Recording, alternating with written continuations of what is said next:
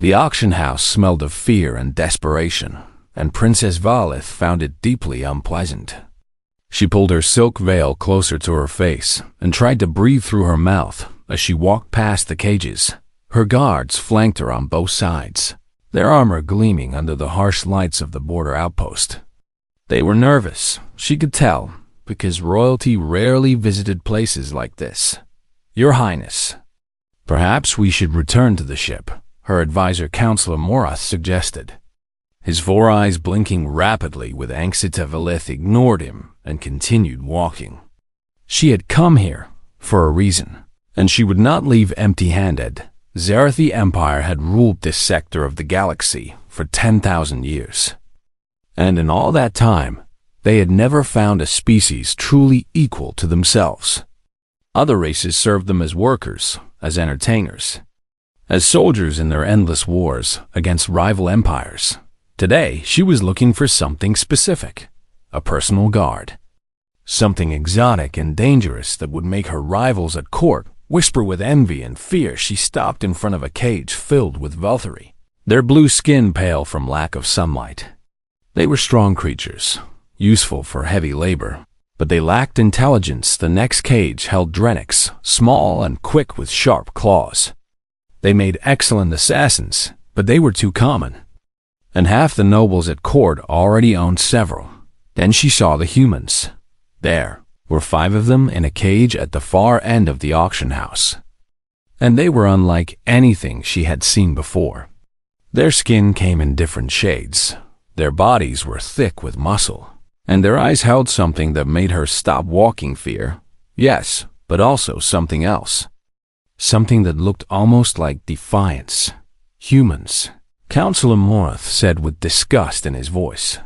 "They come from a death world called Earth, Your Highness. They are primitive and violent, barely worth the cost of feeding them." "Tell me more." Valith commanded. Morath sighed but obeyed. "Their planet has extreme temperatures, dangerous predators, toxic plants, and natural disasters that would destroy most civilized species. The humans survived by being brutal and adaptable. They eat almost anything. They can function in environments that would kill us in hours, and they heal from wounds that would be fatal to other races." Valith stepped closer to the cage.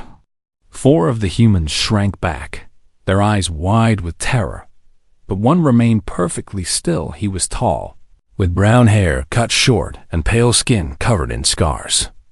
His eyes were a cold blue color, and they tracked her movement with unsettling precision. He did not look afraid at all. "That one," she said, pointing at him. "What is his story?" The auction master hurried over, his scales glistening with nervous sweat. "Ah, Your Highness has excellent taste. This human was captured 3 cycles ago near the contested border. He was the only survivor of his ship after it was attacked by raiders. He killed 11 of them before they managed to subdue him." "11?" Valith raised an eyebrow. "With his bare hands, Your Highness." The raiders had to use stun weapons at maximum power to bring him down, and even then, he nearly escaped twice during transport. Valith studied the human with new interest. He had not moved at all during this conversation, but she noticed his eyes shifting, taking in every detail of the room. The guards, the exits, the weapons. He was planning something, she realized. Even now, locked in a cage, he was looking for a way out. "I want him," she declared. Counselor Morath grabbed her arm, then immediately released it when her guards stepped forward. "Forgive me, Your Highness, but this is madness. Humans are unpredictable and dangerous. They cannot be properly controlled. There are stories of human slaves turning on their masters, killing entire households before they were stopped." "Then I will be careful," Valith said coldly. "Purchase him and have him prepared for transport to my ship." The transaction was completed quickly. The auction master was eager to please royalty, and soon the human was brought before her, his wrists bound by suppression cuffs that dampened his strength. Up close, he was even more impressive. He stood nearly a head taller than her guards. and his body was covered in scars that told stories of violence and survival. A medical technician approached and pressed a translation implant against the human's neck.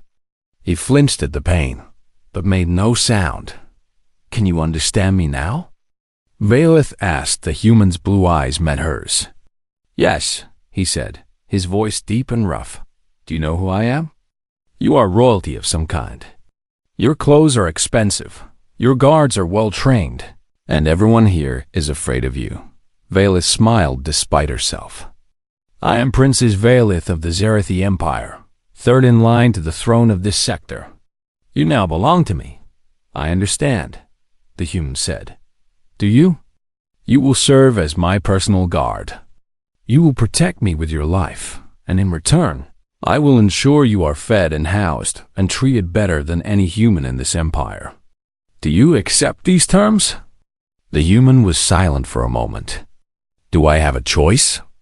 "No," Valeth admitted, "but I find that honesty creates better servants than false promises." Something flickered in the human's eyes. "It might have been respect. Then I accept, because I have no other option." "Good. What is your name?"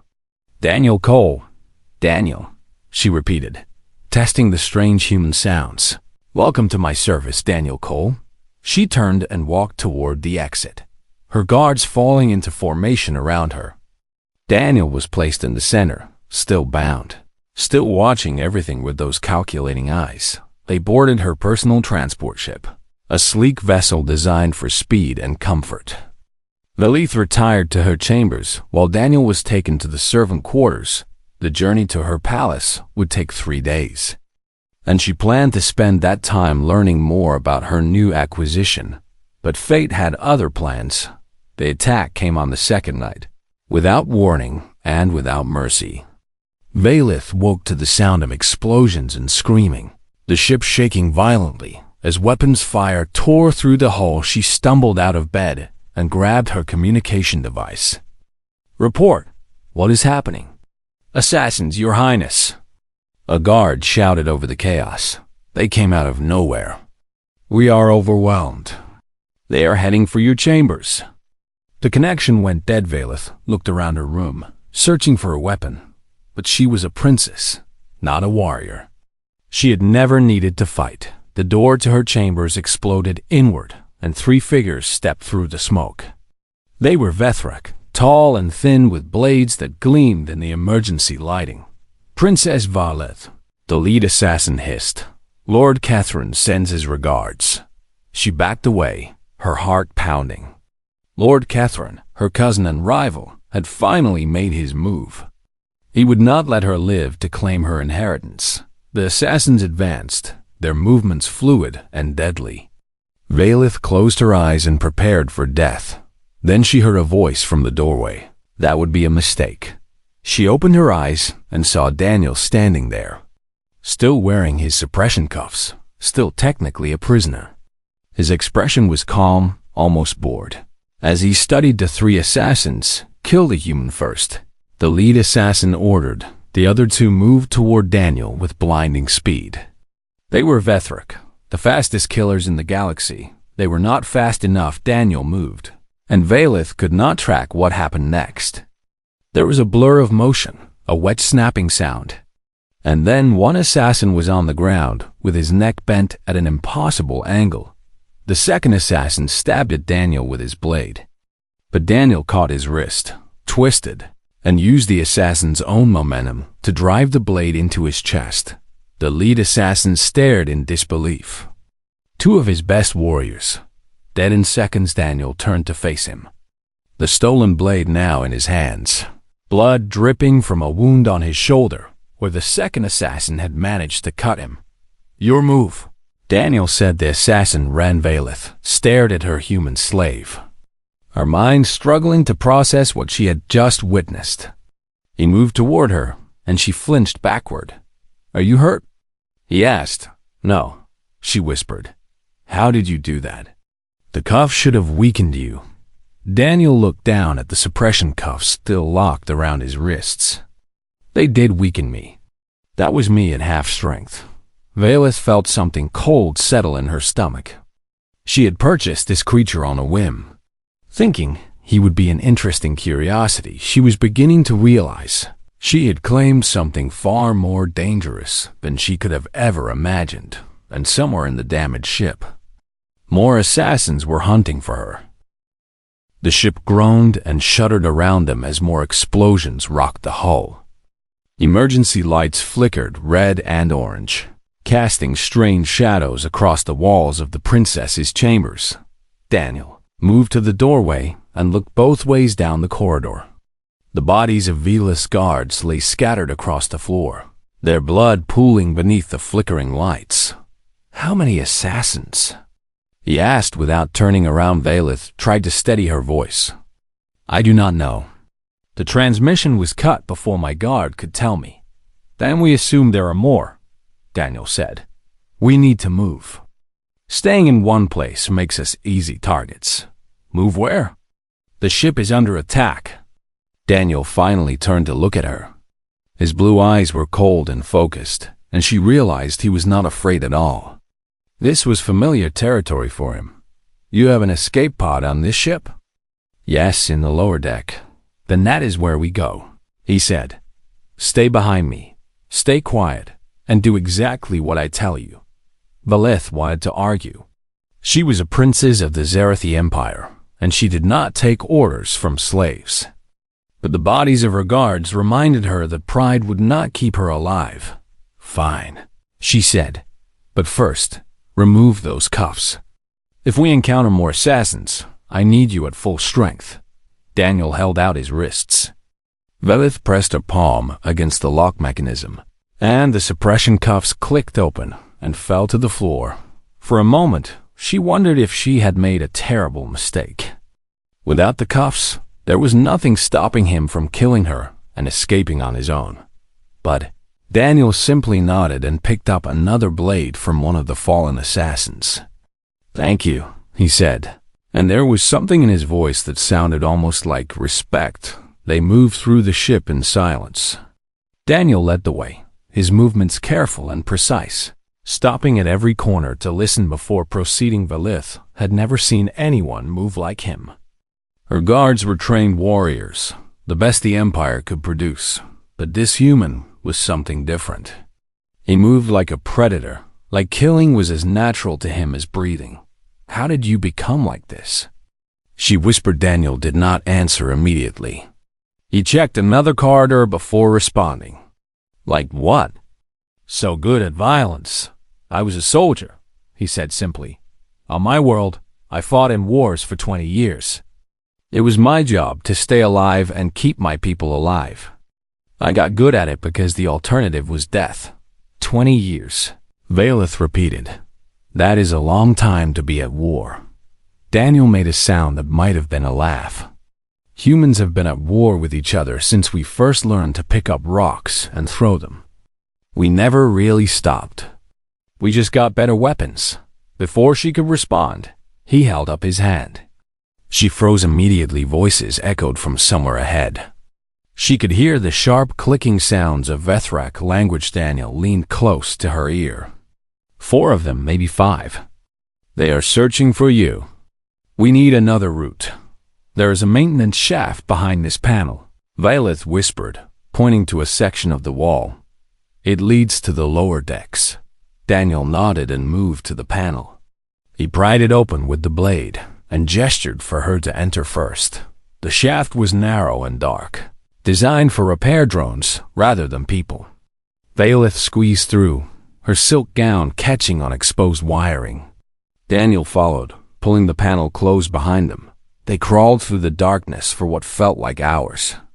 Valeth's hands were bleeding from sharp edges, and her muscles ached from the awkward position. Finally, they emerged into a storage room filled with supplies.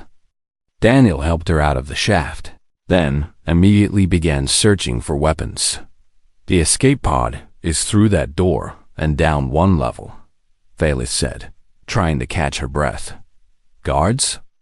There should be 2 stationed there, unless the assassins have already killed them. Daniel found what he was looking for, a supply crate containing emergency weapons. He pulled out 2 plasma pistols and checked their power levels. "Can you shoot?" he asked. "I have had some training." He handed her one of the pistols. "Point it at what you want to die and pull the trigger. Do not think about it, just do it." They moved to the door. Daniel opened it slowly and peered out. The corridor was empty, but they could hear fighting somewhere nearby. Screams and weapons fire and the clash of blades. "Some of your guards are still alive," Daniel observed. "They are keeping the assassins busy. We need to move now while they are distracted." They ran.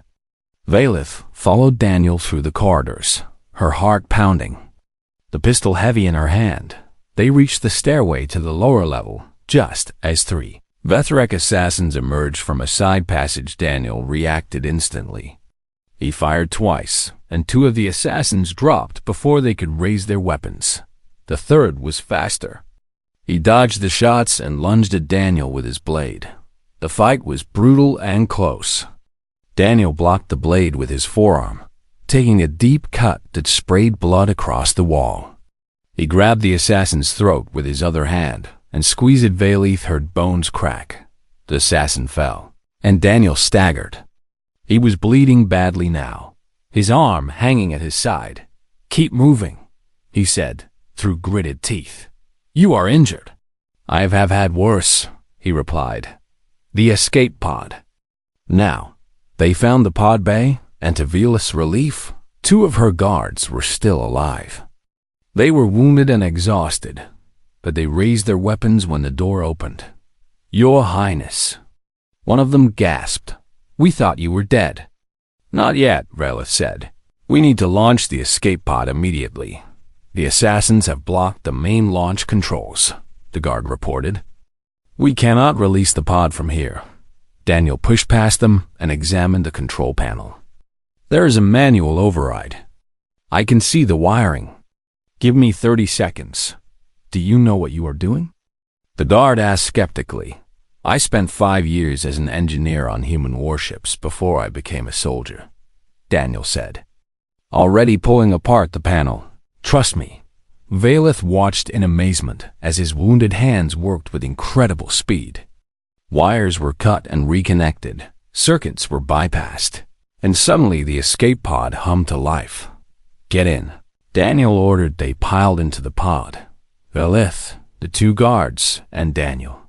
The space was cramped, designed for emergency evacuation rather than comfort. Daniel hit the launch button, and they were thrown back as the pod shot away from the damaged ship through the small viewport. Valith watched her transport vessel burning in the void of space. It had been a gift from her father, a symbol of her status and power. Now it was debris. Who sent them? Daniel asked, his voice weak from blood loss. Valith felt her hands curl into fists. "Lord Catherine. He is my cousin, my rival for the inheritance of our sector. The assassin said his name before you killed him. Then you have an enemy who wants you dead." Daniel said, "That means you need to get stronger, or he will try again. And how do I do that?" Daniel leaned back against the pod wall, his blue eyes meeting hers. "You learn to fight.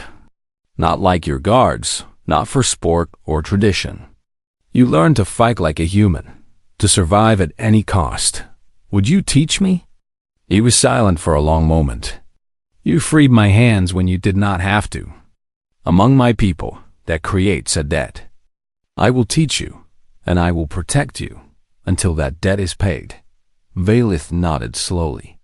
She had purchased this human on a whim, expecting nothing more than an exotic trophy to display at court instead. She had found something far more valuable: a teacher, a protector, and perhaps the key to her survival. The escape pod drifted through space toward the nearest Zarathi station, carrying a princess who just begun to understand how much she had to learn. 3 months had passed since the assassination attempt, and Princess Valith had changed in ways that surprised everyone at the imperial court. She no longer wore the elaborate gowns and delicate jewelry that marked her status. Instead, she dressed in simple training clothes, her once soft hands now calloused from gripping weapons, and always, like a shadow, Her human followed the court whispered about Daniel Cole. They called him the Death World Beast, the princess's pet monster, the human weapon. Some nobles admired Velith's cunning in keeping such a dangerous creature. Others saw it as shameful. Being protected by a species they considered inferior, Velith ignored them all every morning. She trained with Daniel in the private courtyard of her palace. He taught her how to fight dirty, how to use her environment as a weapon, how to strike at weak points and exploit openings. Again, Daniel commanded Velith attacked, throwing a punch at his jaw. He blocked it easily and swept her legs out from under her. She hit the ground hard, the air rushing from her lungs. "Too slow," he said, offering her his hand. "You are thinking too much. Stop trying to plan 3 moves ahead and react to what is in front of you." She took his hand and pulled herself up. "That is the opposite of everything my tutors taught me." "Your tutors taught you to fight like a Zarathi," Daniel replied. "All honor and tradition and pretty forms. That will get you killed against an enemy who does not care about rules." Velith wiped sweat from her forehead. "Is that how humans fight? Without rules?" "We have rules," Daniel said. "But our first rule is to survive. Everything else comes second." She nodded and raised her fists again. "Then teach me to survive." The days turned into weeks, and Velith grew stronger. She learned to move without thinking, to read an opponent's body language, to find the weakness in any defense. But Daniel taught her more than just combat. He taught her strategy, the art of controlling a conflict before it even began. "A fight you do not have to take is a fight you cannot lose," he explained during one of their evening sessions. "The best warriors are the ones who win without ever drawing their weapons." They were sitting in her private study, reviewing intelligence reports about Lord Catherine's movements. Daniel had insisted she learn to gather information about her enemies, to understand their strengths and weaknesses before they could strike again. "He is building alliances," Velith observed, studying the reports. 3 minor lords have pledged their support to him in the last month. He is preparing for something. Daniel agreed. The assassination failed. So now he is trying to gain enough political power to move against you openly. "The succession ceremony," Velith said quietly. "It is in 2 months. If I do not attend and prove my worth, I forfeit my claim to my father's territory. And if you do attend, Catherine will have another chance to kill you." Velith set down the reports and looked at her human protector. In the months since the attack, something had changed between them. He was no longer just a slave or a weapon. He had become her advisor, her teacher, perhaps even her friend. "Tell me about your world," she said suddenly. Daniel looked surprised by the question. "What do you want to know?" "Everything. I want to understand how humans think, how you became what you are." He was silent for a long moment, staring at something she could not see. "Earth is a death world, like your counselor said. Our planet tried to kill us every day for millions of years. We evolved to survive in environments that would destroy most species. But you survived. We did more than survive," Daniel said. "We conquered our planet. We tamed the beasts that hunted us. We built cities that touched the sky. We split the atom and walked on our moon. We did all of this while fighting each other constantly. War is in our blood, in our bones. We cannot escape it, so we learn to be better at it than anyone else." Velith studied his face. "Do you miss your home?" Something flickered in his cold blue eyes. "Every day. Your family. You mentioned them once. A wife and daughter." Daniel's jaw tightened. "Laura and Emma." Emma would be 7 years old now. "She probably thinks I am dead." "I am sorry," Velith said. "And she meant it. You did not capture me," Daniel replied. "You just bought what was already broken." "You are not broken." He looked at her then, really looked at her, and for a moment she saw the pain behind his warrior's mask. "We are all broken, Your Highness. Some of us just hide it better than others." They sat in silence for a while, the weight of his words hanging between them. Finally, Valith spoke again.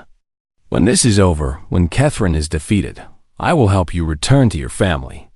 Daniel's expression did not change. "That is a generous offer. It is not generosity," she said firmly. "It is payment for a debt. You saved my life and taught me how to save myself. Among the Zerathi, that creates an obligation that must be honored." A small smile crossed Daniel's face. "It seems our people have something in common after all." The next day, intelligence arrived that changed everything.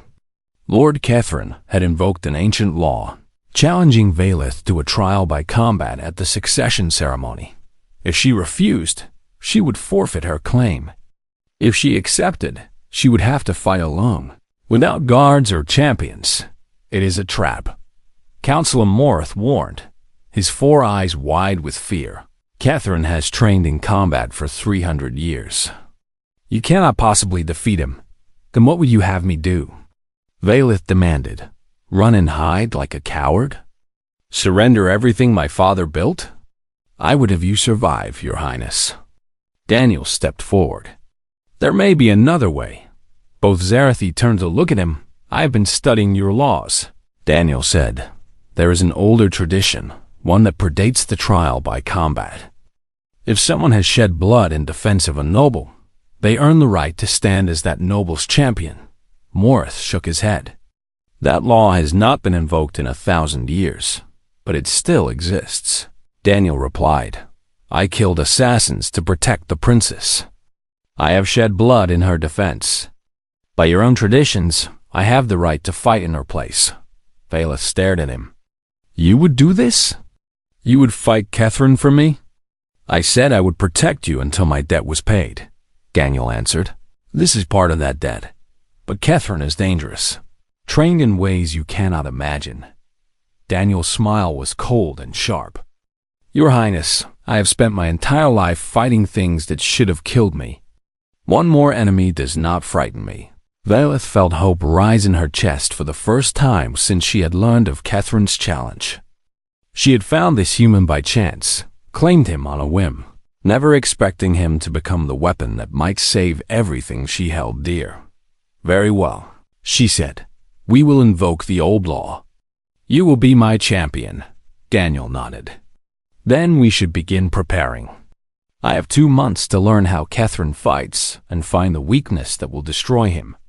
The game had changed, and for the first time, Valith believed she might actually win. The great arena of the Imperial Palace was filled with thousands of Zerathi nobles, all gathered to witness the succession ceremony that would determine the future of an entire sector. Princess Valith stood at the edge of the arena floor, her heart pounding beneath her ceremonial armor.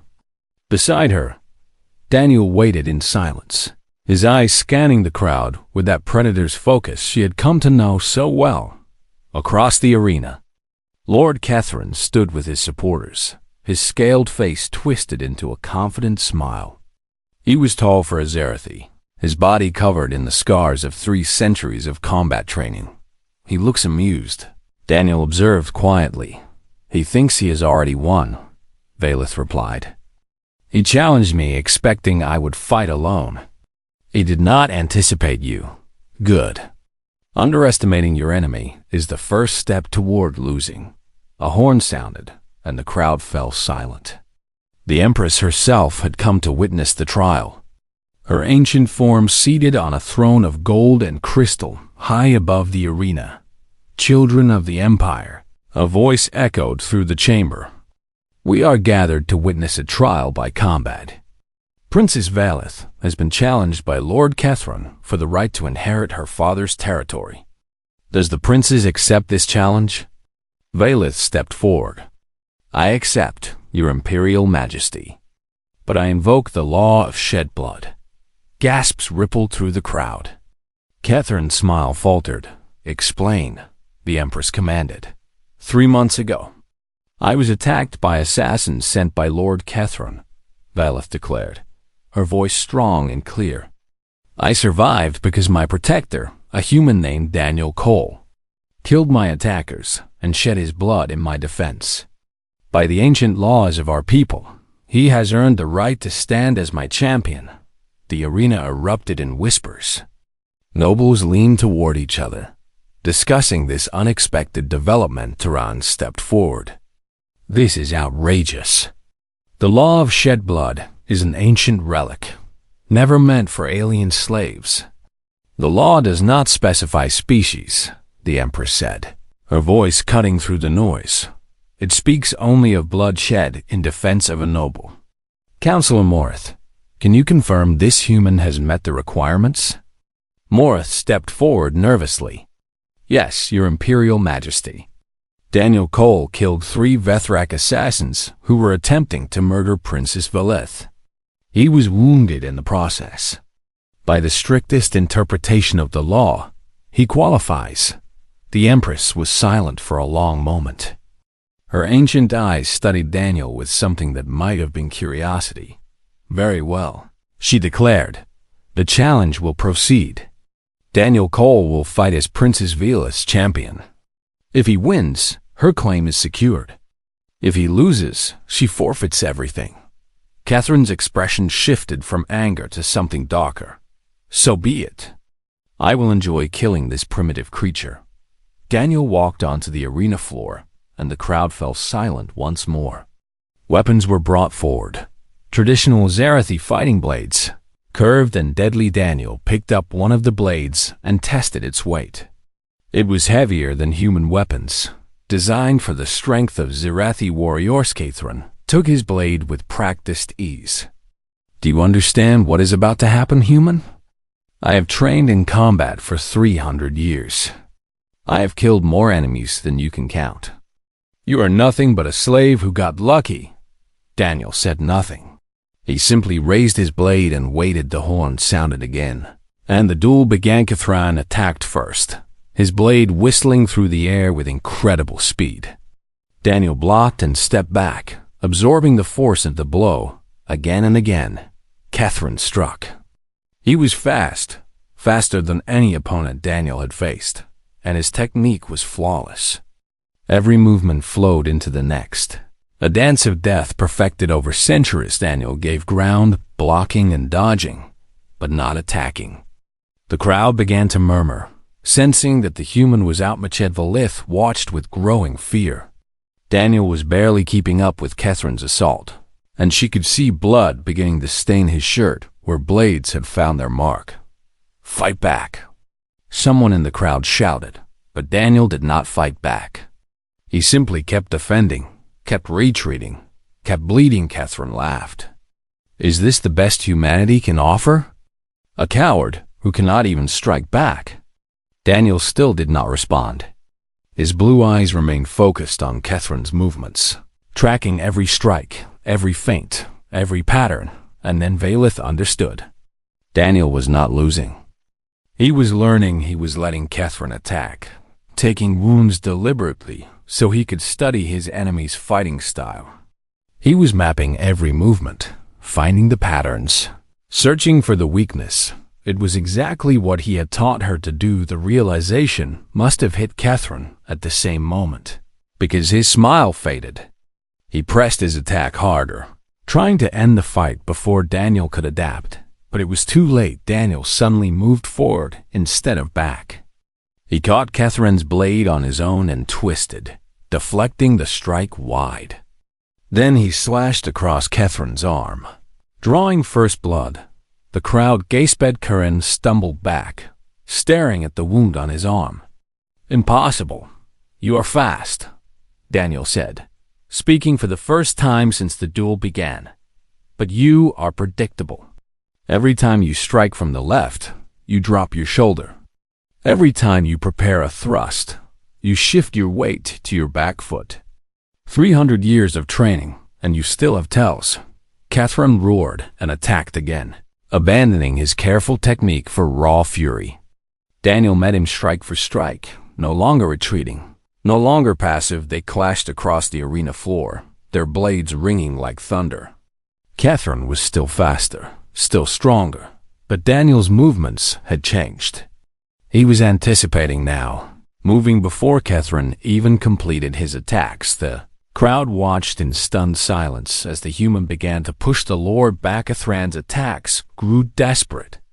He was bleeding from a dozen small wounds, while Daniel seemed to grow stronger with each passing moment. "What are you?" Catherine screamed. "I am human," Daniel replied, "and we do not know how to give up." He caught Catherine's next strike and kicked him in the chest, sending him staggering backward. Before the Lord could recover, Daniel pressed his advantage, striking again and again, but Catherine was still dangerous. He managed one final desperate lunge, driving his blade through Daniel's left arm. Pinning it, Daniel did not even flinch. He dropped his own blade, grabbed Catherine's weapon with his wounded hand, and held it in place. "What are you doing?" Catherine gasped, trying to pull free. "Winning," Daniel said with his free hand. He picked up his fallen blade and drove it through Catherine's heart. The Lord's eyes went wide. He looked down at the weapon in his chest, then back at Daniel. "How?" he whispered. "You spent 300 years learning to fight." Daniel said quietly, "I spent 20 years learning to survive." "There is a difference." Catherine collapsed, and the arena Arab Tedvalith ran onto the floor as Daniel fell to his knees. Blood was pouring from his wounds, too much blood, and his face had gone pale. "Healers!" she screamed. "Someone help him!" Medical technicians rushed forward, surrounding Daniel with equipment and strange devices.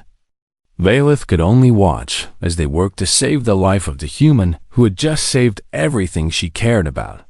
The Empress rose from her throne, her ancient eyes surveying the scene below. "Princess Valith," she declared, "your champion has won. Your claim is secured." But Valith barely heard her. Her eyes were fixed on Daniel's still form as the healers carried him away. She had claimed him by chance, never knowing he would become the one thing she could not bear to lose. For 3 days, Daniel Cole floated between life and death, and Princess Valith never left his side. The royal healers worked constantly, using technology that could repair damage no human doctor could imagine. But even they were amazed that Daniel had survived at all. The wounds he sustained should have killed him 10 times over. The chief healer reported, her 4 eyes blinking with confusion. But his body simply refuses to die. His cells regenerate faster than any species we have encountered. His immune system attacks the damage like an invading army. It is remarkable. Will he live? Valeth asked, her voice barely above a whisper. If any other creature had suffered these injuries, I would say no, the healer admitted. But this human seems determined to prove me wrong. Valeth sat beside Daniel's bed and watched him breathe. Tubes and wires connected him to machines that hummed with power, keeping him stable while his body fought to repair itself. She remembered what he had told her about humans, that they evolved on a world that tried to kill them every day.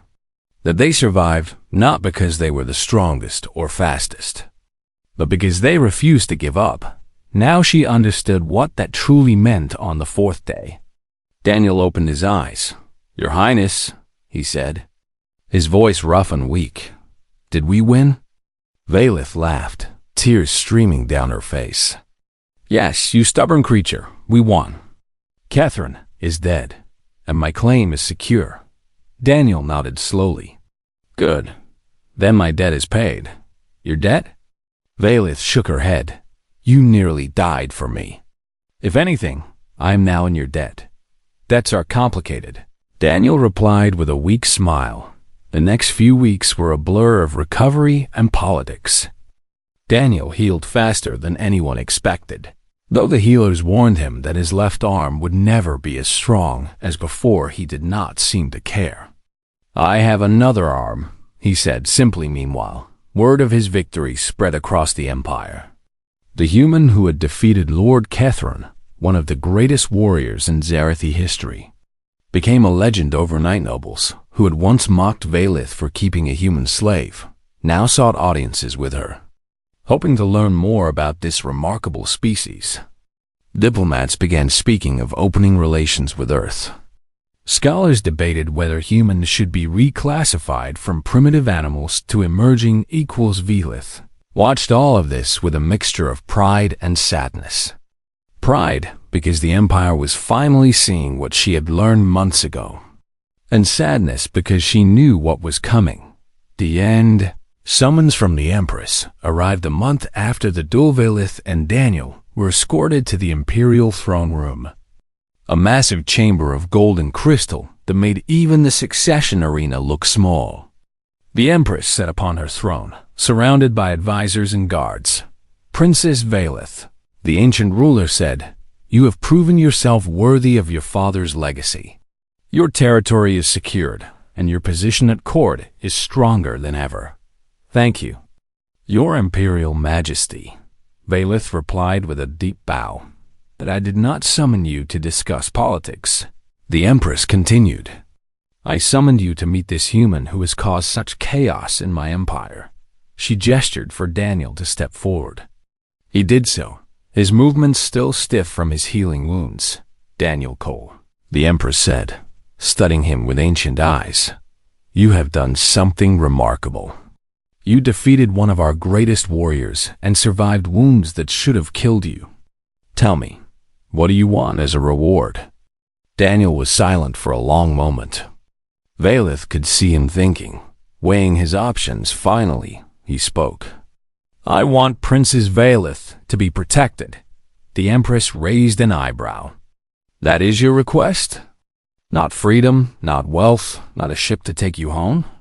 "The princess has the potential to change this empire for the better," Daniel said. "She sees species like humans not as slaves or animals, but as people. If she is given the chance to lead, she could build bridges between your world and mine. That is more valuable than anything you could give me." Velith stared at him, her heart swelling with an emotion she could not name. He had the chance to ask for anything, and he had used it to protect her. Empress was silent for a long moment. Then, slowly, she smiled. "You are a remarkable creature, Daniel Cole," she said. "Very well. I will personally ensure that Princess Velith has the resources and protection she needs to pursue her vision. But I will also give you something more." She waved her hand, and a holographic display appeared in the air. It showed a planet, blue and green and beautiful Earth, the Empress said. "Your homeworld. I am opening diplomatic channels with your species. You will be the first human to return from Zarathi space as a free being, not a slave. And you will carry a message of peace from our empire." Daniel's mask cracked, just for a moment. Velith saw hope flash across his face before he controlled it again. "Thank you, Your Imperial Majesty," he said, his voice thick. The Empress nodded. "Go home, Daniel Cole. Find your family. But know that you will always be welcome in Zarathi space. You have earned that right." 1 week later, Velith stood in the hangar bay of her palace. Watching as Daniel prepared to board the ship that would take him home, he looked different in human clothes, simpler and somehow younger. But his eyes were the same, cold and calculating, and yet somehow warm when he looked at her. "This is goodbye." "Then," Velith said, trying to keep her voice steady. "For now," Daniel replied. "But something tells me our paths will cross again." "You really believe that?" "Humans have a saying, the universe is smaller than you think. People who are meant to meet always find each other." Velith smiled despite herself. "That sounds like superstition." "Maybe," Daniel admitted, "but I have learned to trust my instincts. They have kept me alive this long." He reached into his pocket and pulled out something small, a badge with strange human symbols on it. "This was mine when I was captured," he said. "It identifies me as a soldier of Earth. I want you to have it." Velith took the badge and studied it. She could not read the symbols, but she understood what it meant. He was giving her a piece of himself, something to remember him by. "I claimed you by chance," she said softly. "I never expected you to change my entire world." Daniel smiled. And for the first time since she had known him, it reached his eyes. Humans have another saying: there are no accidents, only opportunities we choose to take. You chose to free my hands when you did not have to. That choice changed everything. He turned and walked toward the ship, and Valith watched him go. At the top of the ramp, he paused and looked back. "Take care of yourself, princess," he said. "And remember what I taught you." "I will," she promised. The ship lifted off and disappeared into the sky, carrying Daniel Cole back to Earth, back to his wife and daughter, back to a world that had never expected to see him again. Valith stood in the empty hangar for a long time, the badge clutched in her hand. She had started this journey as a spoiled princess who bought a human on a whim. Now she was something more, a leader who understood that true strength came not from power or status, but from the bonds forged between people who chose to trust each other. The Empire would change. She would make sure of it. And someday, when humans in Zarathi stood together as equals, they would both remember the warrior who had made it possible. A princess had claimed a human by chance. Unaware he would rewrite her fate, and in doing so, he had begun to rewrite the fate of two civilizations.